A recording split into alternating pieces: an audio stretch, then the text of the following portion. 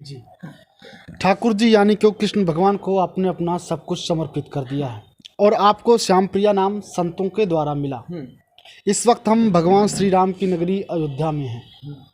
आप अयोध्या को क्या मानती हैं और इसके अलावा वृंदावन को क्या मानती हैं आप? मैं श्री धाम अयोध्या को अपना मायका मानती हूँ और श्री धाम वृंदावन ब्रज भूमि को मैं अपनी ससुराल मानती हूँ। यहाँ जो मैं आचरण करती हूँ, यहाँ मैं जैसे रहती हूँ, मैं मर्यादाओं का बहुत ध्यान रखती हूँ, क्योंकि हमारे प्रभु श्री राम मर्यादा पुरुषोत्तम श्री राघवेंद्र सरकार हैं। तो मर्यादा का पालन करते हुए, लेकिन मैं यहाँ मायके के भाव से रहती हूँ। और जब मैं ब्रजभूमि में जाती हूँ तो थोड़ा मेरे चाल में, मेरी बोल में अदब आ जाता है, एक लिहाज आ जाता है।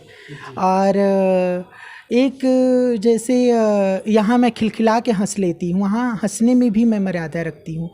तो वो एक ससुराल का जो भाव होता है वो अनुभव मैं ब्रजभूमि में करती हूँ, और मायके का जो स्वतंत्र भाव होता है वो भाव मैं अयोध्या में अनुभव करती हूँ। जी चलिए, ये तो बात होगी कि आप वहाँ क्या अनुभव करती हैं और यहाँ क्या अनुभव करती हैं। लेकिन मैंने सुना है, मेरी उम्र भी बहुत ज़्यादा नहीं है, लेकिन जो मैंने सुना है कि कहते हैं कि रामलला जब वनवास जा रहे थे तो उन्होंने नर नारी को वहाँ से वापस आने के लिए कहा था, लेकिन जो न नर थे न नारी थे, हम कह सकते हैं किन्नर थे, किन्नर समाज था, वो वहाँ से लौटे ही नहीं। उन्होंने कहा कि भगवान ने तो नर और नारी को जाने के लिए कहा, हमें तो कहा ही नहीं, तो हम क्यों लौटे। उन्होंने वहाँ पर इंतज़ार किया रामलला का। एक समय वो था। और हम कहें कि अगर आज भी किसी ने रामलला का सबसे ज़्यादा इंतज़ार किया है, बेसब्री से इंतज़ार किया है, तो आज भी किन्नर समाज ने किया होगा, क्योंकि वो 14 साल था और ये लगभग 500 सालों का लंबा संघर्ष है। और इसके बाद रामलला गर्भगृह में अब विराजमान हुए हैं। जी, तो रामायण जी में बहुत सुंदर उल्लेख मिलता है कि भगवान श्री राम तमसा नदी के तीर पे बोले कि अयोध्या वासियों से कि वापस चले जाओ। यद्यपि वापस उस समय कोई नहीं आया था, ना कोई नर आया ना कोई नारी आई, लेकिन जब भगवान सायंकाल में विश्राम करने के लिए तमसा के घाट पे रुके तो उन्होंने उस समय कहा कि मैं समस्त अयोध्या के नर नारियों से प्रार्थना करता हूँ, निवेदन करता हूँ कि आप सब अपने अपने गृह वापस चले जाएं। लेकिन प्रभु ऐसे संतों का अलग अलग भाव हमने सुना है और अलग अलग भाव पढ़ा है कि भगवान ने कहा है समस्त अयोध्या वासी वापस चले जाएं, लेकिन अगर भगवान ने अयोध्या वासी वापस जाने के लिए कहा होता तो उसमें तो किन्नर समाज आ ही गया था। लेकिन भगवान ने उसमें स्पष्ट करके कहा कि अयोध्या के समस्त नर नारियों से मेरा निवेदन है कि वो वापस चले जाएं और मुझे जो वनवास की यात्रा है उसे पूर्ण करने दें। और इसीलिए जब भोर हुआ और रात्रि में ही भगवान वनवास के लिए चले गए तो भोर में अयोध्या के सारे नर नारी तो अपने अपने घर विवश होकर के वापस आ गए। यद्यपि किसी ने सुख नहीं भोगा। 14 वर्ष तक अयोध्या में वही अनुभव किया गया जो 500, ऐसा नहीं, भगवान ब्रह्मांड के कण कण में व्याप्त हैं। अयोध्या में 17 से 18 हज़ार मंदिर में भगवान की पूजा हो रही है, लेकिन राम जन्मभूमि पर रामलला अपने मंदिर में नहीं बैठे थे। इस बात का जिस प्रकार से 500 वर्ष तक समस्त भक्त समुदाय, समस्त सनातन धर्म, समस्त हिंदुत्व इंतज़ार किया प्रभु का, और कहीं न कहीं सबके मन में दुख रहा, विषाद रहा, कई कई पीढ़ियां समाप्त हो गईं। तो जो अनुभव इन 550 वर्षों में हुआ, लोगों के दुख का, इंतज़ार का, लोगों के उस दर्शन की अभिलाषा का, वही अभिलाषा लेके, वही दुख लेकर के 14 वर्ष तक उसी तमसा नदी के घाट पर किन्नर समाज ने भगवान राम का वनवास से आने का इंतज़ार करते रहे लोग। और जब प्रभु आए और कहे करिए आप लोग अपने घर को क्यों नहीं गए, तो बोले प्रभु आपने तो केवल नर नारियों को अपने घर जाने के लिए कहा था, हमारा तो आपने चर्चा ही नहीं किया। और हम तो न नर हैं न नारी हैं, इसलिए हम कैसे अपने घर जा सकते थे। हम आप आएंगे ये सोच कर के हम भी यहीं बैठकर इंतज़ार कर रहे हैं, और अब आप आए हैं तो आपके साथ अयोध्या वापस चलेंगे। और आज हमें बहुत दुख की बात है, इतना पढ़ा लिखा समाज है, और वो कोई भी समुदाय हो, कोई भी संप्रदाय हो, सबको इस बात का ज्ञान होना चाहिए कि अगर परमात्मा रचना करने में कोई अंतर नहीं करता है, अगर परमात्मा हमारे अंदर रक्त मज्जा हड्डी बनाने में कोई अंतर नहीं करता है, हमें आँख नाक कान मुंह देने में कोई अंतर नहीं करता है, तो जैसे नर की योनि है, जैसे नारी की योनि है, वैसे भी तो किन्नर की योनि है। वो कहाँ इस योनि से ये अलग है। 84 लाख योनि से बाहर की अगर योनि होती तो किन्नर समाज का अस्तित्व तो अलग था। वो कहाँ अलग है? वो परमात्मा की नज़र में अलग नहीं थे।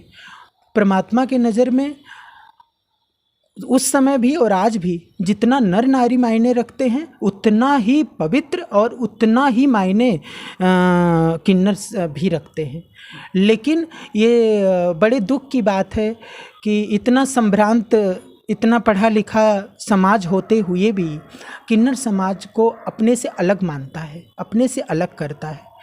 अब तो लोग थोड़ा जागरूक हो रहे हैं, और धीरे धीरे मुझे लगता है कि जो आने वाली नई जनरेशन है वो रूढ़वादियों के विचारों को नकारते हुए, अपने ज्ञान तत्व को खोलते हुए, अपने ज्ञान चक्षु को खोलते हुए सामान्य दर्जा देंगे। मुझे नहीं लगता कि वो किन्नर समाज को अलग दृष्टि से देखेंगे। जी हाँ, ये तो बात थी कि आपने बताई ये सारी बातें, लेकिन एक चीज़ हम आपसे जानना चाहेंगे। अयोध्या में आप हैं, रामलला गर्भगृह में विराजमान हो चुके हैं, मंदिर भी बन चुका है। क्या आपने अभी तक रामलला के दर्शन किए या नहीं? मुझे जहाँ तक लगता है, जहाँ तक मैं सोचता हूँ, अगर आपने दर्शन किया होगा तो रामलला के सामने पहुँचते ही आप, जैसे कि मैं देख रहा हूँ भावुक हो जा रहे हैं बार बार, जैसे जिक्र हो रहा है, रामलला के सामने पहुँचते ही बहुत रोई होंगी आप। अगर आपने गई होंगी, आप वहाँ पर दर्शन की होंगी, अगर नहीं की हैं और करेंगे तो मुझे जहाँ तक लगता है कि जी भर कर रोएंगी एक बार देखते। देखिए, मैं भी एक्सेप्ट नहीं कर पा रही हूँ कि मैं वहाँ तक गेट तक गई और मंदिर के सामने तक गई, पर मैं अभी रामलला के सामने जो उनको बिल्कुल हृदय से निहारने का, इन आँखों के अलावा भी जो आत्मस्वरूप के नेत्र हैं उनसे निहारने का जो मौका है, अभी वो मैं अपने आप को नहीं दे पा रही हूँ। क्योंकि मुझे लग रहा है कि मैं, मतलब कि इतनी बड़ी खुशी लोग 550 वर्षों का इंतज़ार किए हैं। मैंने तो 20-25 वर्ष ही ज्ञान हुआ इन चीज़ों का कि भगवान का मंदिर नहीं तोड़ दिया गया है, भगवान मंदिर में नहीं त्रिपाल में बैठे हुए हैं। ये अनुभव ही मुझे बहुत द्रवित कर जाता है और कर जाता था। लेकिन अब मेरे रामलला मंदिर में बैठ चुके हैं और अपने महल में विराज रहे हैं, और मैं उनको उस रूप में बैठे जब देखूंगी तो कैसे बर्दाश्त करूंगी, क्या मेरी क्षमता होगी उस समय, मेरी क्या स्थिति होगी, ये मैं नहीं बता सकती। और मुझे लगता है कि ये रामलला ही जाने की मैं कैसे सहन कर पाऊंगी। अच्छा, ये तो रामलला के लिए प्रेम है आपका, रामलला के लिए काफ़ी ज़्यादा इंतज़ार भी किया गया। लेकिन हम बात करें जो 3 प्रमुख हमारे स्थान हैं, अयोध्या, काशी और मथुरा। जी, मथुरा में कहीं न कहीं कृष्ण भगवान को आपने पति मान लिया है, उनको अपना सब कुछ सौंप दिया है। जी, उनका भी इंतज़ार लोग वहाँ पे कर रहे हैं। जी, विवादों में इस समय यह स्थान है। जी। तो कैसे देखते हैं, क्या ये आगे कभी मुक्त हो पाएंगे, या जब भगवान श्री कृष्ण से आपका आमना सामना होगा वहाँ पे उस स्थान पे, तो उस समय क्या मनोदशा होगी आपकी? और साथ ही साथ महादेव की भी हम बात करें, अगर आप काशी गई और ज्ञान व्यापी में हिंदुओं के पक्ष में फैसला आया, तो उस समय कैसा महसूस करेंगी आप? जी, देखिए, मैं मथुरा तो रही ही हूँ, और वृंदावन तो मेरा आना जाना बताया ही क्या रिश्ता है। काशी भी मैं रही हूँ पहले, कुछ अपने ध्यान भजन साधना करने के लिए, और काशी में जाती रहती हूँ। काशी के संतों का बड़ा स्नेह प्रेम मुझे मिलता है, बड़ा सम्मान मिलता है। मुझे लगता है जो प्रेम सम्मान जो स्नेह मुझे काशी के संतों से मिला है, जैसे वो मेरे भोलेनाथ की नगरी है, वैसे मेरे वहाँ के सारे संत बड़े भोले हैं और बड़ा प्रेम मुझे दिया है, बड़ा स्नेह देते हैं, बड़ा सम्मान देते हैं। लेकिन जब मैं विश्वनाथ जी का दर्शन करती हूँ और जाती हूँ तो मुझे इस बात का दुख नहीं होता कि यहाँ मस्जिद है, लेकिन मुझे इस बात का ज़रूर दुख होता है कि ये मंदिर को मस्जिद के रूप में कन्वर्ट किया गया है।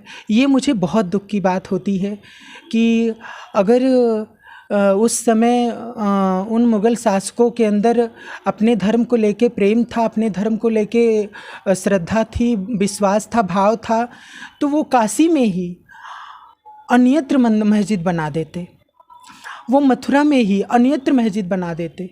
हम किसी समुदाय या किसी धर्म का विरोध नहीं करते हैं, हम तो सबका सम्मान करते हैं, हम तो सब में मेरे हरि का दर्शन करते हैं। हमारे हरि तो सब में व्याप्त हैं, वो भी हमारे हैं, हम भी उनके हैं, ना वो हमसे अलग है ना हम उनसे अलग हैं। लेकिन मंदिर का खंडन करके मस्जिद का स्वरूप देना, ये हमें न तब उचित लगा था ना आज उचित लगा है। जैसे मंदिर तोड़ करके मस्जिद बनाया गया तो ये उचित नहीं था, वैसे मस्जिद तोड़ करके मंदिर बनाना कितना उचित है कितना अनुचित है ये सबको पता है। लेकिन जो वास्तविक स्वरूप था उसी स्वरूप में रामलला बैठ चुके हैं। वही स्वरूप मथुरा में भी भगवान श्री कृष्ण लल्ला सरकार बैठेंगे, और वही स्वरूप जिस स्वरूप में काशी विश्वनाथ का विश्व स्वरूप विश्वनाथ उनको इसलिए कहा जाता है ना क्योंकि वो विश्वनाथ हैं, वो पूरे ब्रह्मांड के नाथ हैं, देवों के देव हैं, आदि देव महादेव हैं। उनके स्थान को इतने सारे साक्ष्य और प्रमाण पाने के बाद में भी आज भी बंधन और विरोध का भाव बना है, तो ये बड़े ही दुख की बात है।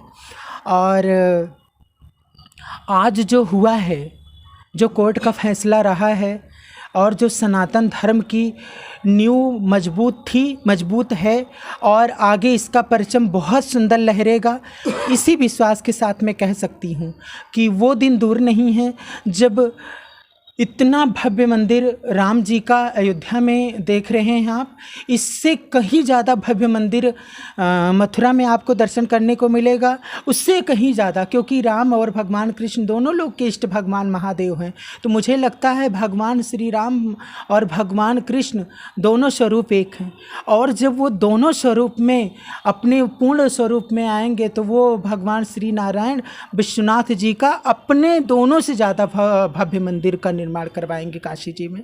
वो दिन दूर नहीं है, वो भी दर्शन आप सबको बहुत जल्दी करने को मिले। ये तो तमाम बातें थी, हो गई, ठीक है। बहरहाल आप लोगों के ऊपर भगवान की विशेष कृपा होती है, मैंने सुना। हम चाहेंगे कि समाज के लिए कोई संदेश जो आप देना चाहें। देखिए, कृपा हम ही लोग पर नहीं, भगवान की कृपा तो सब पर विशेष ही होती है। लेकिन हमारे पास अपना कहने के लिए या हमें अपना मानने के लिए मुझे लगता है, नहीं लगता है कि किसी के दिल में बहुत हृदय से किसी के दिल में अपनापन होगा, और ऐसा नहीं है। बहुत सारे लोग हैं जो हमसे ज़्यादा वो अपना मानते हैं, लेकिन विशेष कृपा इसी प्रकार से सब पर भगवान की होती है। किसी पर आपने विशेष की बात की है तो मैं भगवान की उसी कृपा को आगे रखते हुए यही कहना चाहूँगी समाज के लिए कि कभी कोई ऐसा कर्म ना करो कि किसी के हृदय में दुख हो, यही सबसे बड़ा पुण्य है। और कभी कोई ऐसा कर्म ना करो कि तुम्हारा हृदय ही रो दे कि ये मैंने गलत किया, ये सबसे बड़ा पाप है। पाप पुण्य के इसी अंतर को देखते हुए अगर मनुष्य अपने जीवन को जिए तो मुझे नहीं लगता है कि परमात्मा के उस विशेष कृपा से वो दूर रहेगा। जी, तो इनसे हमने बातचीत की, इनके जीवन के बारे में आपने जाना, साथ ही भगवान राम, भगवान कृष्ण और महादेव के प्रति कितना लगाव है वो भी आपने देखा, और इन्होंने समाज के लिए बहुत ही अच्छा संदेश दिया। इनका कहने का मतलब है कि आप धर्म पथ पर चलते रहिए, और धर्म पथ पर आप चलते रहेंगे तो आपको भगवान की विशेष कृपा आप पर बरसती रहेगी। बहरहाल आप क्या सोचते हैं कमेंट सेक्शन में जाइएगा, कमेंट करके हमें बताइएगा ज़रूर। इनकी जो इनका जीवन है, ये जीवन आज जैसे वे जी रही हैं, पहले जो जीवन था वो भी ये आपने देखा, इस वीडियो के माध्यम से सुना इनके मुंह से। तो ये जो समाज है, आज भी समाज में भेदभाव होता है, तो क्या ये भेदभाव मिटना चाहिए? कमेंट करके हमें बताइएगा ज़रूर।